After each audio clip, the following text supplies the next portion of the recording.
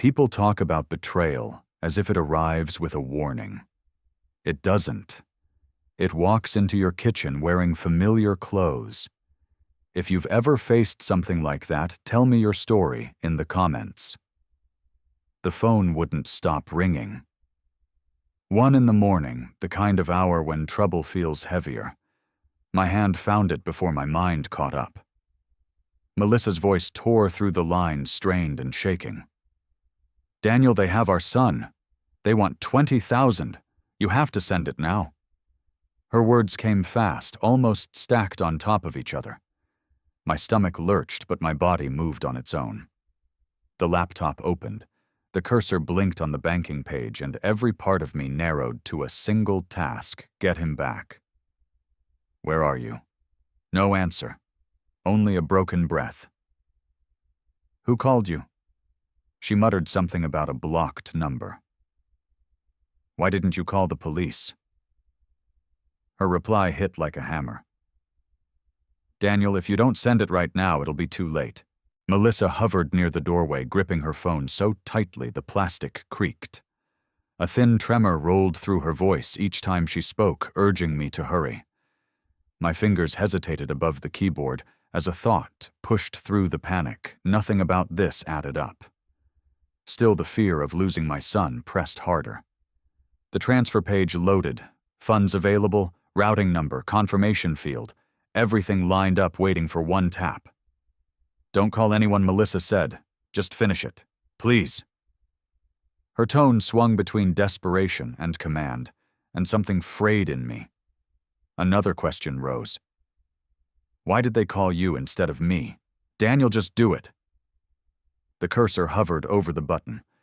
My thumb rested against the trackpad. Then the landline rang, sharp, unexpected. Melissa flinched. The sound cut straight through the fog in my head. I reached it before she could stop me. "Mr. Mercer, this is Officer Larson with Minneapolis Police. Your son is at his dorm. He's asleep. His roommate let us in to check. He's safe." The words lowered something heavy inside my chest. I thanked him, hung up, and stood still for a moment, letting the truth settle. No kidnappers, no threat. Just the echo of Melissa's story spreading out between us. The laptop screen dimmed. My hand closed it without thinking. Her breath hitched as I turned. She hadn't moved far, only a few steps from the table. Shoulders stiff. Phone pressed to her palm. Her eyes stayed fixed on the floor as if searching for a version of events she could still control. The silence stretched. Not a calm one more, like the gap before something breaks. A step carried me closer. Another closed the distance. Whatever fear had driven me moments earlier drained away, replaced by a hollow certainty that this night wouldn't end where it began. My voice stayed steady. "Do you want to tell me what's really going on?" Melissa's shoulders drew inward, as if bracing for something she couldn't outrun. Her voice shook in short bursts. "I panicked. I thought it was real. I only wanted to protect our son." Those words kept spilling out, one after another, as though repetition might soften what she had done. Hard edges settled between us, and the air felt strained, stretched thin by everything she refused to explain. "Tell me exactly what happened," I said. She rubbed her palms against her thighs, eyes drifting past me. It got out of hand. "I shouldn't have called. I shouldn't have said what I said." "That's not an answer." The next sentence arrived barely above a whisper. I made it up. The admission didn't shout or sting. It landed flat without flourish, as if she'd rehearsed it. Her gaze stayed low, avoiding the room, avoiding the weight of her own words. Before anything else could surface, footsteps thudded down the stairs. Hannah appeared near the railing, hair-tangled expression tight. She slowed halfway, watching both of us. Something flickered across her face. Confusion, maybe guilt. Then she stepped back into the shadows of the hall. Neither Melissa nor I acknowledged her, though both of us sensed she had heard more than we wanted. Melissa muttered something about needing a moment. I stepped out of the kitchen and headed toward my workroom, pushing past a growing mix of fatigue and disbelief. The chair met me with a dull thud as I sat down. The laptop lit up. Recent transactions filled the screen in neat rows, withdrawals that didn't match our usual spending patterns, charges I didn't recognize, transfers at strange hours. Every entry carried a small tug of unease, yet some part of me wasn't ready to assign meaning to any of it. The cursor hovered over one line, then another. Nothing added up cleanly, but the pattern grew clearer the longer the list stretched. Several months of quiet activity. Discrete amounts. A few larger withdrawals tucked between grocery expenses and recurring bills. A knot formed under my ribs. The sun broke through by the time I arrived at the office. Colleagues chatted near their desks, but their voices washed past me. I set my bag down, logged in, and tried to fall into the day's routine. Numbers scrolled across the screen, emails stacked into folders, and still my mind circled the same loop. Marianne paused near my desk. Her eyes sharpened slightly as she studied me. "You seem off," she said. A small shake of my head didn't convince her. She leaned a hip against the cubicle wall. "You remember that case we reviewed last month? The one where a caller pretended to be someone's relative in danger. Her timing cut deeper than she knew. One of our team leads nearly wired money before realizing something felt wrong. The whole situation fell apart once compliance stepped in. She didn't probe farther, didn't pry, just left the thought hanging there, something to consider. Her shoes tapped softly as she walked away, allowing me room to breathe again. Emails kept coming. Meetings stacked. Yet everything from the previous night followed me. Melissa's trembling voice, the fake urgency, the police officer's calm reassurance. Each detail scraped against the next until they formed a single unsettling question: how far had this really gone? During a short break, I stepped into an empty corner of the floor and pulled out my phone. The banking app had logged me out. After signing back in the same rows of transactions waited there. Several overlapped with business trips I'd taken. Another batch fell on weekends Melissa claimed she'd spent visiting friends. The figures weren't massive, but they carried a pattern, purposeful, regular. A coworker waved from down the hall, snapping me back. Work resumed, though my mind kept drifting to the fragmented ledger at home. Every line hinted at something Melissa hadn't said. Every date pointed toward a larger story. By late afternoon, fatigue pressed down, not from lack of rest, but from the narrow gap between what I knew and what I couldn't yet admit. When the day finally slowed, I gathered my things and stepped toward the elevator. My phone buzzed with a new message from Melissa. "We can talk later. I wasn't thinking clearly last night. Please don't make this worse than it already is." The screen dimmed after a moment. Lunchtime came, but hunger never followed. The morning had crawled by, leaving a restless edge I couldn't shake. Wells Fargo sat a few blocks from the office, and the walk there helped steady my nerves. A teller greeted me with a polite nod when I stepped forward. "I need a full printout of recent transactions," I said. "Everything from the past 6 months." Her smile faltered just a little. She typed quickly, then stepped away to retrieve the pages. The stack she returned with felt thicker than expected. Rows of numbers lined each sheet, withdrawals I didn't recognize, charges that carried no context, transfers I'd never authorized. She watched my expression shift. "If any of this isn't yours," she said softly, "it may be unauthorized access. Happens more often than people think." The comment lingered as I scanned the pages. Nearly every suspicious withdrawal matched days I'd been traveling for work. A pattern emerged: regular amounts, steady intervals, little attempts to mask them beyond timing. Halfway through the stack, a new entry caught my eye, a large payment toward a credit card under Hannah's name. She'd never had a card tied to my account. The discovery sent a cold rush through my chest. The teller asked if I needed help flagging anything. Not yet, I answered, though my voice didn't sound convincing. Back on the street, the wind cut across my jacket. Questions churned faster than I could sort them. How long had this gone on? Why hadn't I noticed the alerts? Each step toward the office felt heavier, as if the truth gathered weight and settled on my shoulders. The bank's printout remained tucked under my arm, the numbers pulsing in my mind. Work drifted by in fragments. Emails blurred, meetings filled the hour, and still the transactions replayed in my head. By the time evening arrived, exhaustion pressed behind my eyes. The drive home felt longer than usual, though traffic stayed light.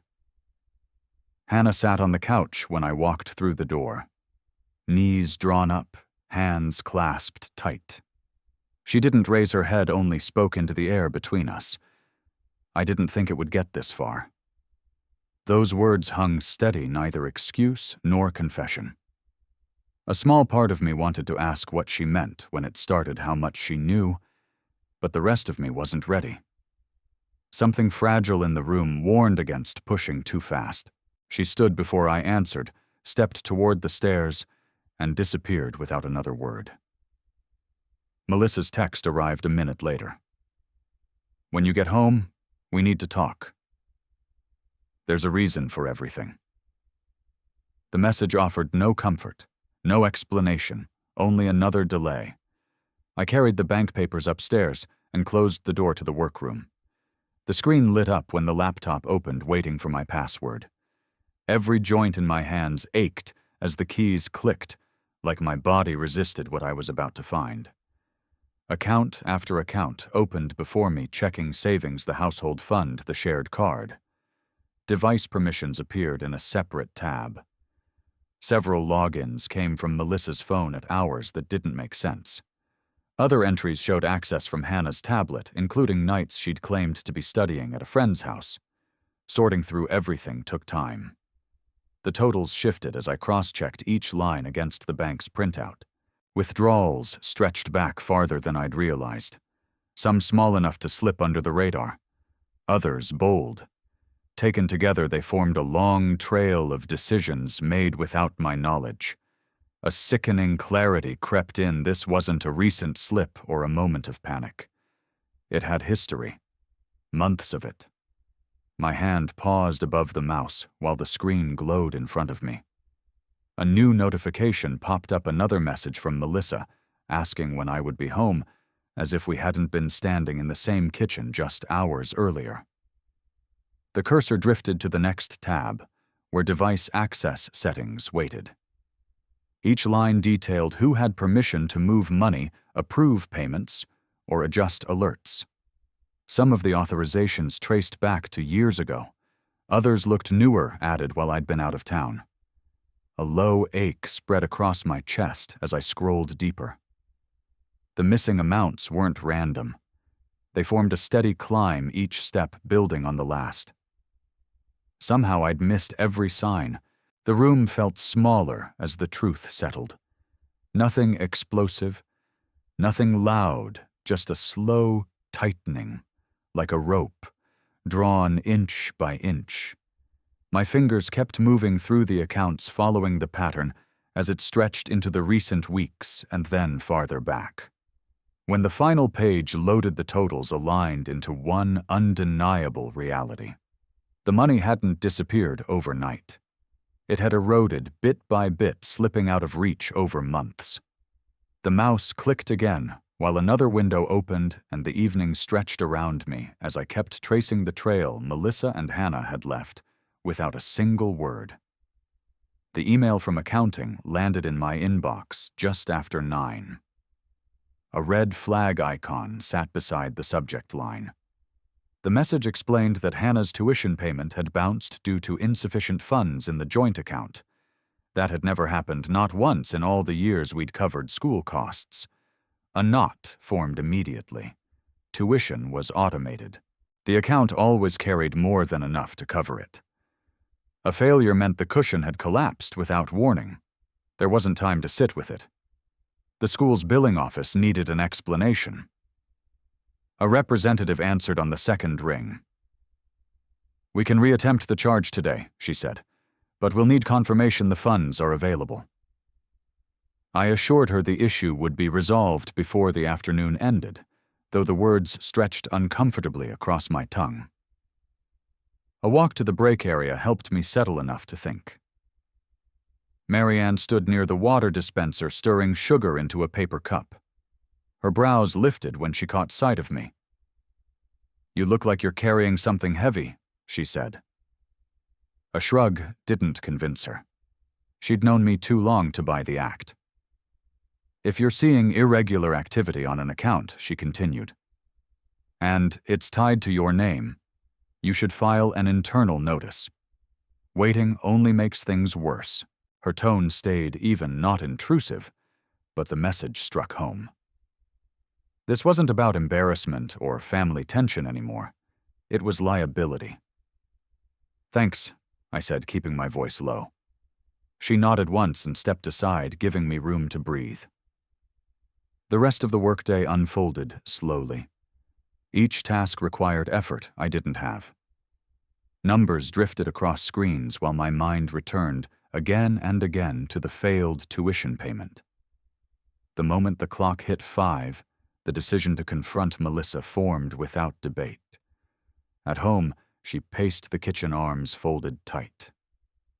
"We need to go through the receipts," I said. "All of them. Every large expense for the last 3 months." Her jaw locked, and the tension rose instantly. "You're turning this family into an investigation," she snapped. "Do you hear yourself? I made one mistake, and now you're treating me like a criminal. One mistake doesn't drain an account." She flinched, as though the words struck her. Instead of responding, she marched to the living room and pulled open a drawer, tossing a stack of papers onto the table. Grocery slips, gas station receipts, a few medical copays, nothing matching the totals missing from the account. "This is everything," she said. "Happy no," I answered. "This isn't even close." Her eyes flashed. "You're imagining things. You always overreact when it comes to money." Rather than argue, I turned away and carried the laptop to the dining table.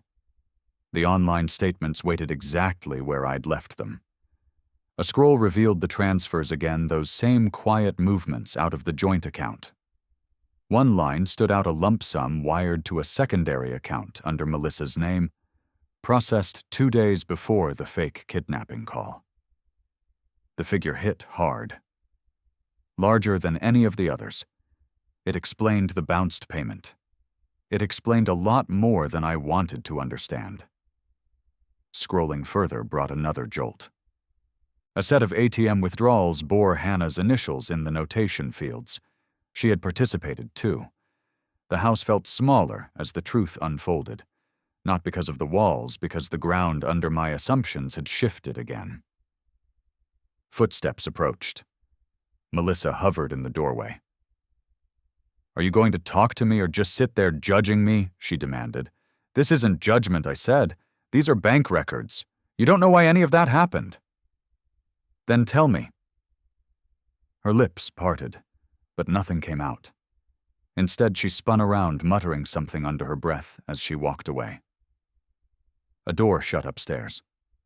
The cursor blinked while the numbers swam in front of me. Patterns became clearer, motives less so. Fear and anger didn't land. Something steadier took their place, resolve maybe, or the early shape of it. Another glance at the clock pushed me forward. Enough had been uncovered to justify a formal report. The kind you file when a household matter becomes a legal risk. The lobby at the Minneapolis precinct buzzed with steady movement when I stepped inside. An officer at the reception desk guided me to a small interview room where another officer introduced himself as Detective Harlan. He spoke in an even, measured tone while reviewing the form I'd filled out. "We'll need the transaction history you mentioned," he said. and the recording from the 1 a.m. call. If you have login data for the accounts, that will help us determine who accessed what. A folder slid across the table. The checklist felt longer than I expected: bank statements, timestamps, device IDs, service provider information. He wasn't surprised by the volume of withdrawals or the timing around my work travel. Unfortunately, this pattern shows up a lot in financial exploitation cases, he said. Family members sometimes assume they won't be questioned. The words landed harder than he intended, though he didn't mean them to sting. Once the paperwork was complete, he promised someone from digital forensics would follow up. I shook his hand and left the building with a heaviness I hadn't felt before, like something irreversible had begun. Melissa's text appeared the moment I reached the parking lot. Paragraph after paragraph flashed across the screen. You betrayed your family. You chose strangers over your own wife. You have no idea what pressure women carry. Another message followed before I finished reading the first. I needed support, and you gave me suspicion. You never trusted me. A third blew in, immediately sharper than the others. You've embarrassed us. If Hannah grows up fearful of you, that's on you. The barrage stopped only because another notification arrived from Hannah.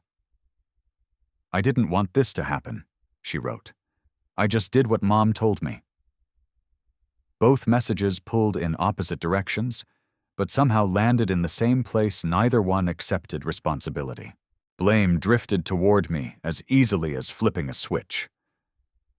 By the time evening settled, I braced myself before walking through the door at home.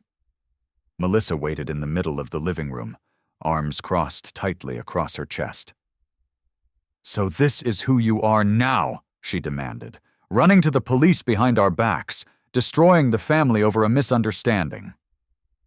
It wasn't a misunderstanding, I said. You're unbelievable, she shot back.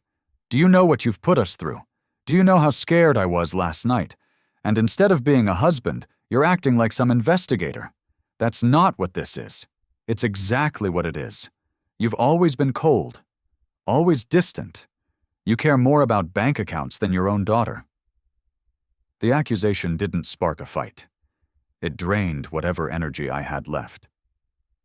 A long breath steadied me. Who planned it? I asked. You or Hannah? The question sliced straight through the noise. She froze. Her expression shifted: anger first, then uncertainty, then something like shock. For a second, she couldn't find the next line in her script. Tears came suddenly, as if she'd reached for a new tactic. You're hurting us, she cried. This is happening because you never talk about money. You never include me. What did you expect me to do? A dozen answers rose and disappeared just as fast. None would make a dent in the wall she'd built. Her tears fell harder, but the pattern had become familiar. Deflect, accuse, collapse, blame. A question formed quietly in the back of my mind. What had I done over the years to make her believe she was entitled to everything I earned? Where had the boundary dissolved? A notification buzzed in my pocket. Then another. The police needed additional details about our phone carrier. A voicemail from the bank followed, asking me to confirm whether I wanted temporary holds placed on specific accounts to prevent further withdrawals. Pressure pushed from every direction. The situation had jumped beyond emotional turmoil. It had entered a space shaped by systems, protocols, and consequences. Melissa wiped her eyes. You could have come to me. You could have asked why. But you enjoy punishing people, don't you? I walked past her without answering. Speaking wouldn't fix anything. Words had become currency she spent freely with no responsibility for the cost.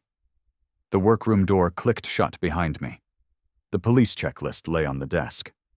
I added the phone carrier documents they'd requested, attached screenshots of the new transactions I had found, then drafted a brief note confirming I would send device data after contacting the bank.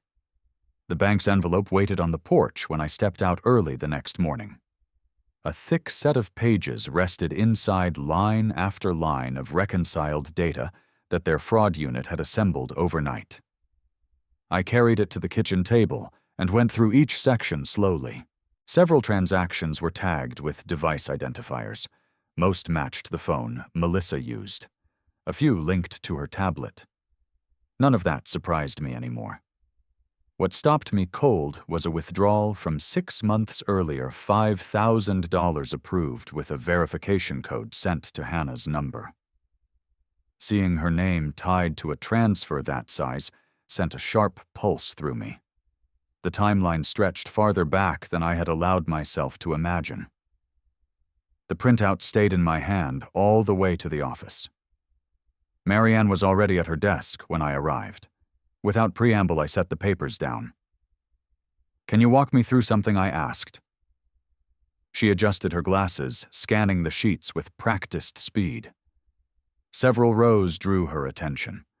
She tapped one with her pen. Here these repeating withdrawals in small amounts, and here round number transfers spaced evenly. She turned another page. "This looks like layering." "Layering?" I asked. "It's when someone moves money through multiple steps to hide the original gap.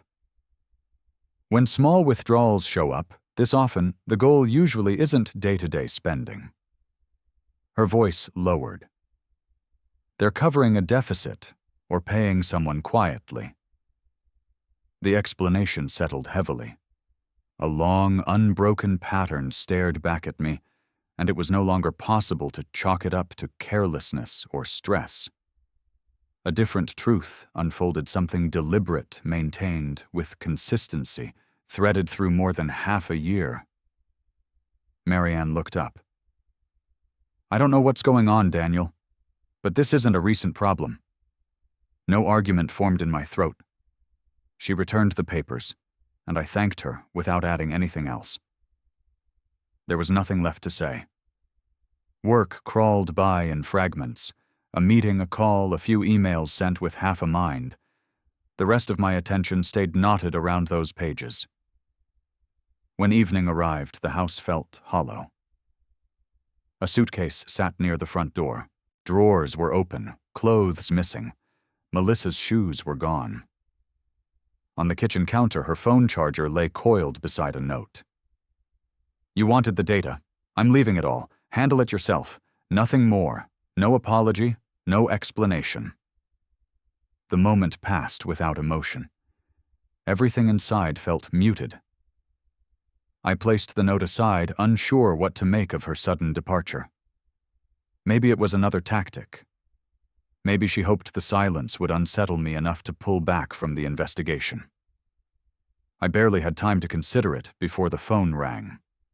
The caller ID listed the precinct. Mr. Mercer, the officer, said we received a report from a wireless store. A woman attempted to open an account using information tied to you.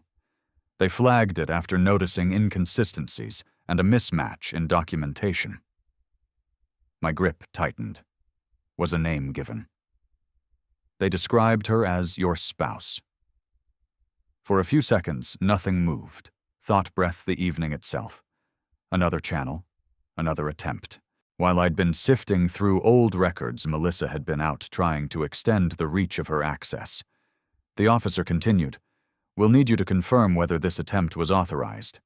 If not, we'll add it to your case file." "It wasn't authorized," I said. He thanked me and disconnected.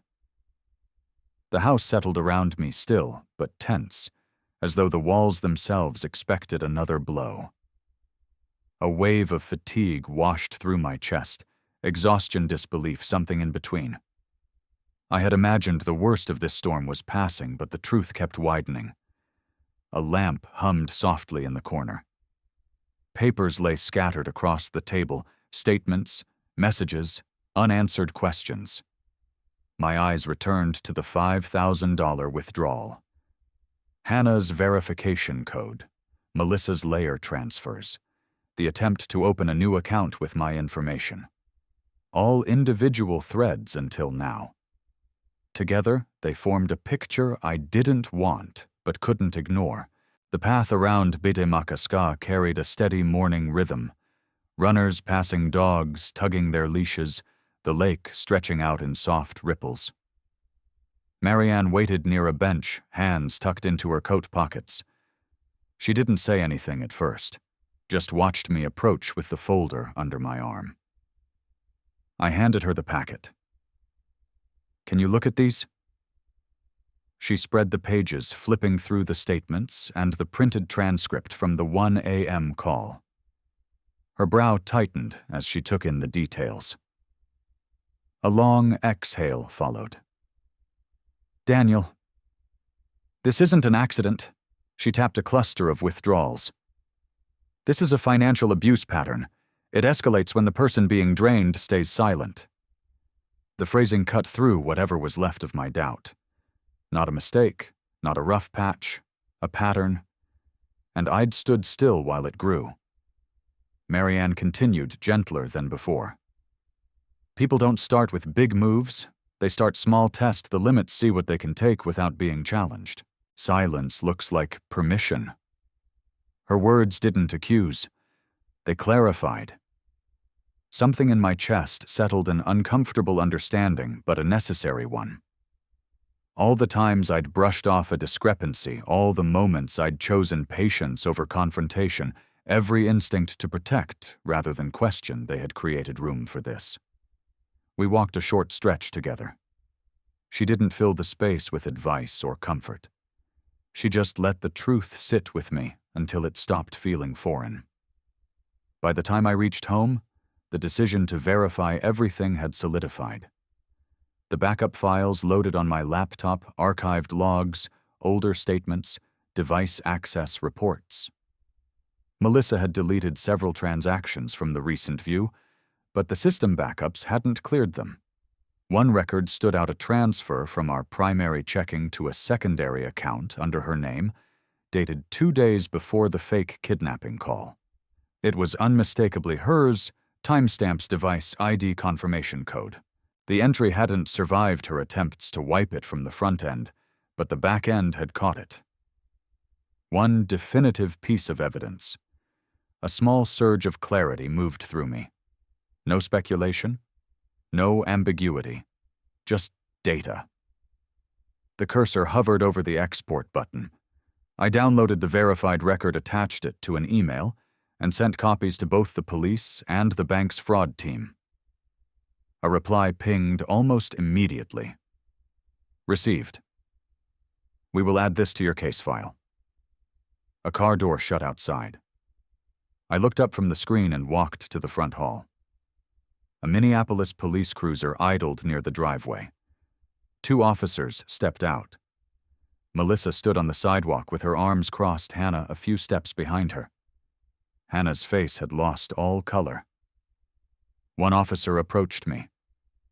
"Mr. Mercer, may we speak with your wife? We need to address questions regarding unauthorized transactions tied to your accounts." Hannah's breath hitched. Melissa stiffened, then forced a laugh. "I didn't do anything," she said sharply. "This is ridiculous." The officers didn't argue. They asked her to confirm basic information. She answered each question with clipped irritation, denying every detail. Her voice rose as she insisted the bank must have made an error, that I was overreacting, that someone else must have accessed her devices. One officer held up the printed record, the transfer she'd tried to erase.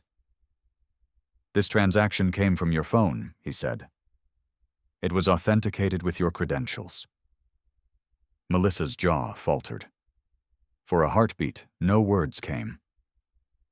Then she launched into another explanation, more frantic this time, the kind that shifted blame in every direction at once. "I didn't do that. Or if I did, it wasn't what you think. You're twisting things. He's the one who controls everything. Ask him." Her finger stabbed toward me as though the accusation might create a diversion. It didn't. The officers didn't move their focus. Hannah's eyes flicked from her mother to the papers, and something inside her seemed to fold in on itself. The denial kept unraveling until it no longer resembled words. just fragments meant to dodge a truth that had already caught up. "Ma'am," the officer said quietly, "we need you to stop talking for a moment." The wind shifted, scattering the silence across the driveway. Melissa stood frozen, unable to outrun the evidence. That small pause, her chest rising, her mouth tight with unfinished excuses, marked the first moment she seemed to understand the situation had moved beyond her control. The officers asked her to step aside so they could continue the interview.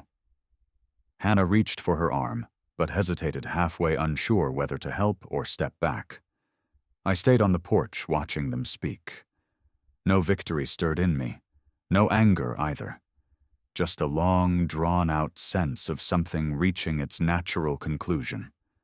One officer eventually glanced my way. "We may need additional documents from you later today."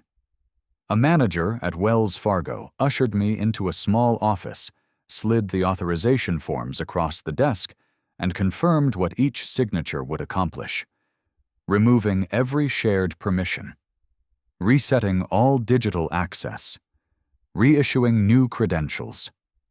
Once the pen touched the paper, the accounts would belong to me alone.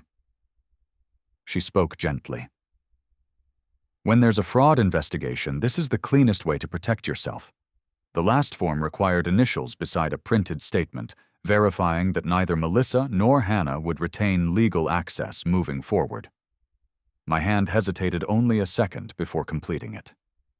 The manager gathered the stack. "We'll notify the fraud unit," she said.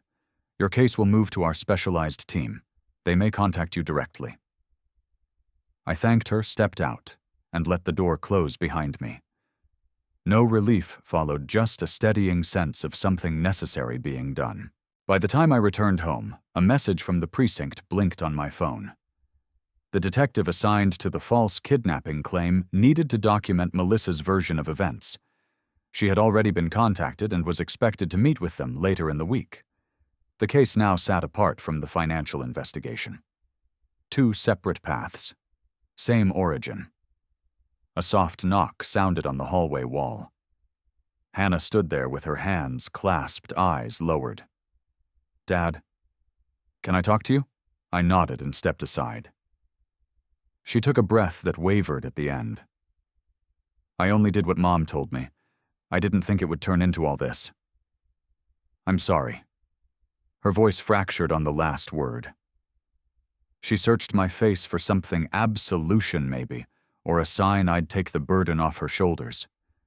I kept my tone even. "I hear you. Nothing more. No punishment. No comfort." She wasn't innocent, but she wasn't the architect either. The rest of her journey had to be hers. She nodded, wiped her face, and retreated to her room. Later that afternoon, I walked the familiar path near Bidimakaska.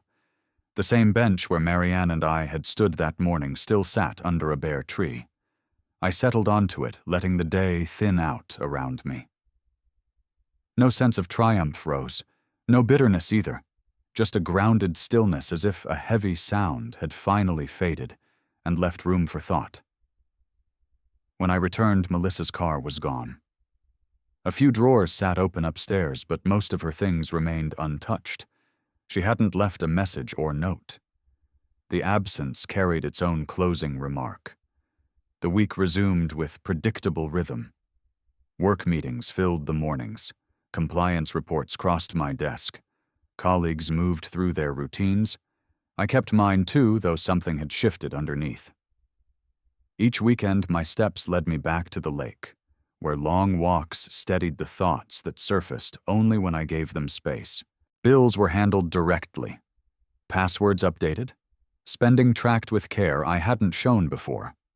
Distance shaped itself naturally between me and old patterns, between me and the expectation that silence could hold a family together.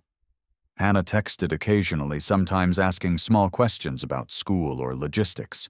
I answered when it mattered, and left the rest for her to navigate. Toward evening, after finishing a set of reports, I logged into the bank's portal again.